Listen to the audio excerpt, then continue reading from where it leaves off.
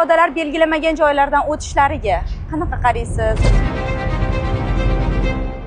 O'shalar bilan bog'liq avariyalarga duch kelganmisiz yoki holatlariga guvoh bo'lganmisiz? Haydovchilarga ziyonda u. Sababi piyoda o'zini hayotini o'ylamay shunday yuradida, keyin haydovchilar ham o'shanga javobgar bo'lib qolyapti. Shtraf qo'yish kerak ularga. O'ziga belgilangan joydan yurish kerak, misol.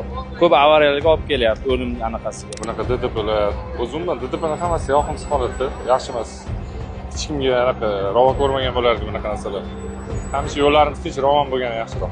Har kim har xil o'tib kelaveradi-da bularga anaqa. Misol uchun qaramasdan keladi, keskin tormoz berish natijasida avariya yuzaga kelib chiqishi mumkin-da.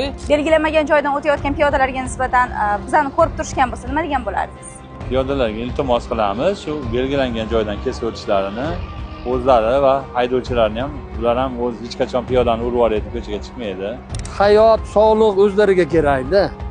Xo'p, mayli, shopir endi uni chipcha ta'minlar bir nechada, lekin undan keyingi hayotlari o'zlariga qiyin bo'ladi-da. Shuning uchun belgilanmagan joydan o'tishmas.